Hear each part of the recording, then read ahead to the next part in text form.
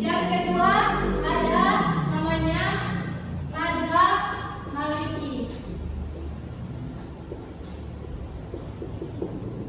atau sering disebut dengan Imam Malik bin Anas.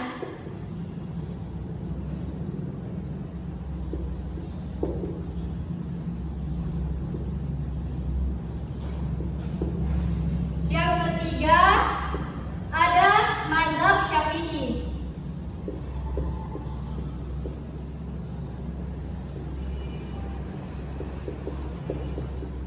atau sering disebut Imam Asy-Syafi'i.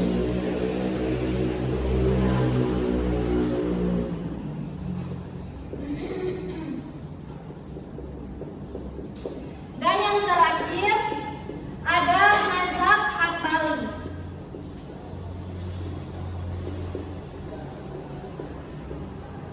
atau yang sering disebut sebagai Imam Ahmad bin Hanbal.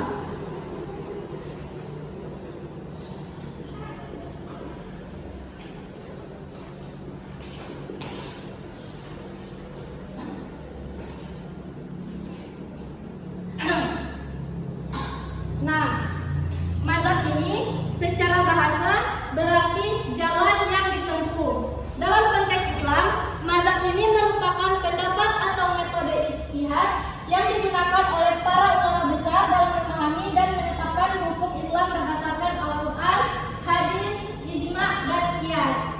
Jadi, 4 mazhab besar ini yang diakui dan diikuti umat Islam hingga sekarang.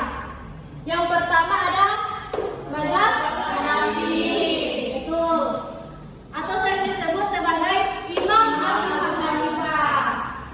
Dia berasal dari Kufah atau Irak. Ciri khasnya mazhab Hanafi ini merupakan rasional dan logis dalam penetapan hukum dan banyak menggunakan rasul atau pendapatan akal ketika tidak ditemukan dalil yang jelas, fleksibel dalam menghadapi perbedaan sosial dan budaya. Kitab-kitab penting seperti Al-Fiqh Al-Akbar, Al-Kafi karya Al-Hakim Asy-Syafi'i, dan Al-Hidayah karya Al-Ghinawi. Mazhab Hanafi ini penyebarannya sangat luas. Dia berada di beberapa benua seperti di Turki, India, Pakistan, Afghanistan, Asia Tengah, dan sebagian Eropa Timur. Yang kedua ada mazhab apa? Maliki atau sering disebut Imam Malik bin Anas. Nah, mazhab Maliki ini memiliki ciri khas yang mengutamakan tradisi dan praktik penduduk Madinah sebagai dasar hukum.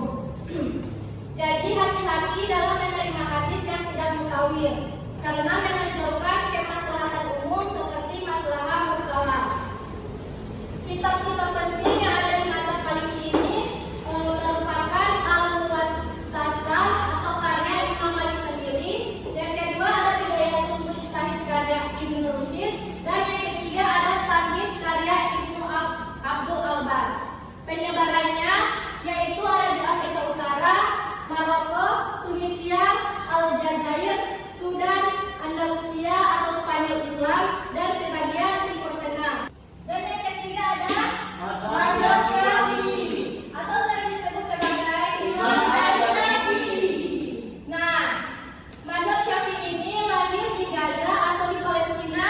Dia belajar di Mekah, Madinah, Baghdad, dan Mesir.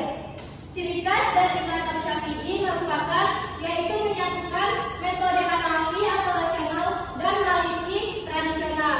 Dan juga beliau sangat teliti dalam penetapan hadis dan dalil, meletakkan dasar ilmu usul fikih melalui kitabnya yaitu Ar-Risalah, dan tidak banyak menggunakan istisna dan istilah tanpa dalil yang kuat. Penyebarannya ada di Indonesia, Malaysia, Brunei, Mesir, Yaman, dan sebagian Suriah. Dan yang ketiga yang terakhir ada mazhab Maliki atau yang disebut Imam Ahmad bin Hanbal. Nah, mazhab Hanbali ini ciri khasnya merupakan sangat berpegang teguh pada nas atau Al-Quran dan hadis.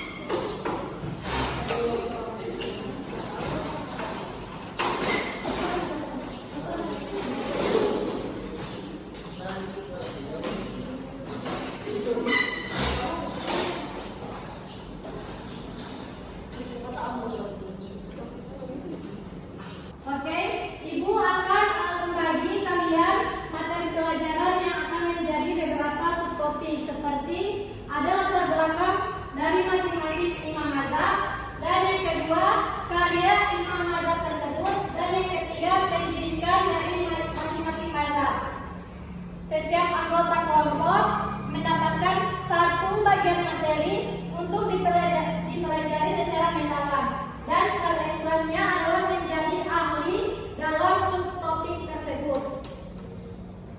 Kelompok yang mendapatkan subtopik yang sama, kalian berkumpul membentuk kelompok ahli. Dalam kelompok ahli, kalian akan berdiskusi dan bertukar informasi untuk saling memahami.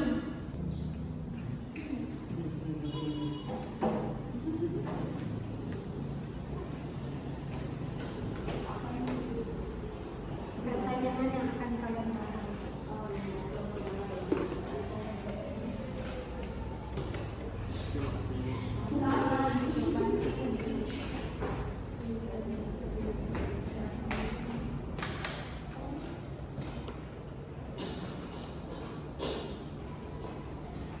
Jadi sudah semua toh?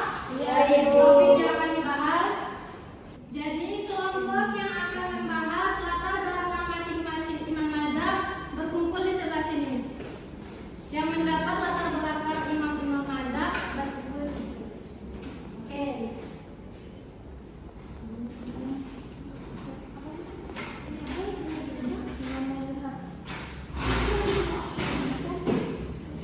Yang mendapatkan topik tentang karya imam mazhab siapa? Oke, kumpul di sebelah sini. Karya imam mazhab. Dan untuk yang topik pendidikan berkumpul di sebelah kanan.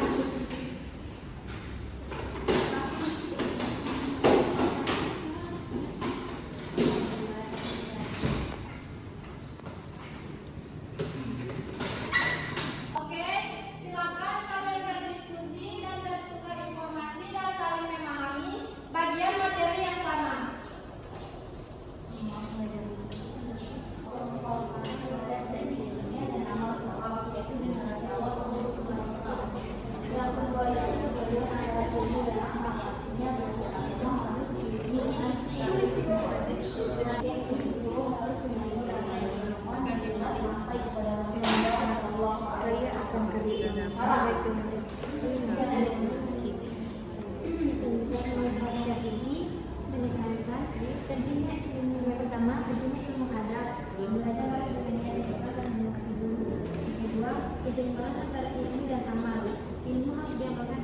Oke, setelah selesai berdiskusi, kalian akan kembali ke kelompok asal masing-masing. Baik, Ibu.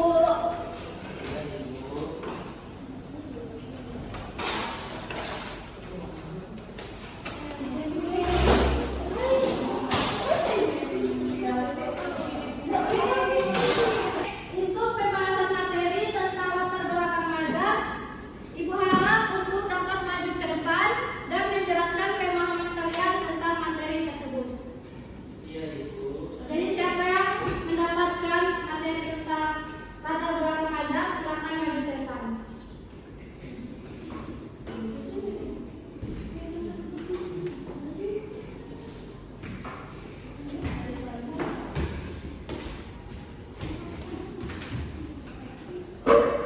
Silakan bacakan hasil diskusi kalian. Jadi silakan jelaskan hasil diskusi kalian yang ada. Menurut kelompok saya dari latar belakang dari Imam Mazhab Hanafi didirikan oleh Imam Abu Hanifah An-Nu'man bin Thabit pada tahun 80 sampai 150 Hijriah di Kufah, Irak. Mazhab ini muncul karena kebutuhan masyarakat terhadap hukum Islam di wilayah yang menghadapi banyak persoalan baru. Di Kufah, hadis tidak banyak di Madinah, sehingga Abu Hanifah lebih banyak menggunakan ijtihad, qiyas dan ra'yu dalam menetapkan hukum. Mazhab Hanafi dikenal rasional, fleksibel, dan sistematis dalam berpikir hukum, serta tetap berpegang pada Al-Quran dan hadis sahih. Pemikiran Abu Hanifah berkembang melalui halaqah ilmiah yang melahirkan murid-murid besar. Mazhab ini kemudian menjadi mazhab resmi kekhalifahan Abbasiyah dan Turki Utsmaniyah, serta banyak dianut di wilayah Turki, India, Pakistan, dan Asia Tenggara. Sekian, itulah penjelasan singkat yang penjelasan singkat latar belakang dari mazhab Hanafi.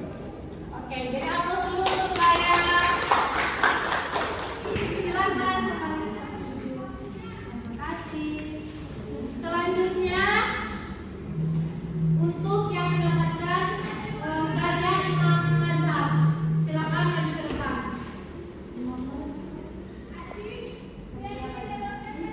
Karya Imam Mazhab, silakan maju ke depan.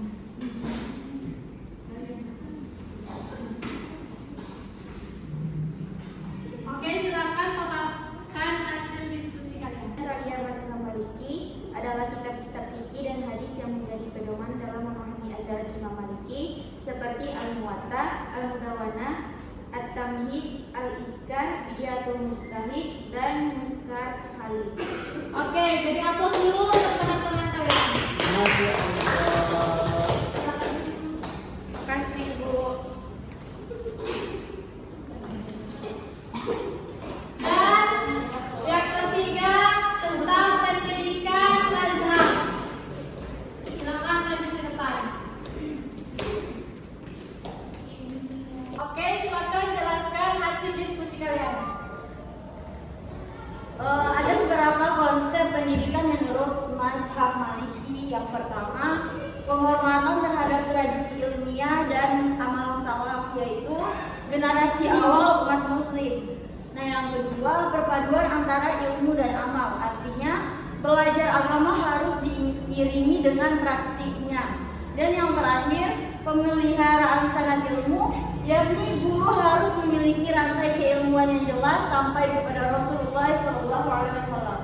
Oke, dari aplaus dulu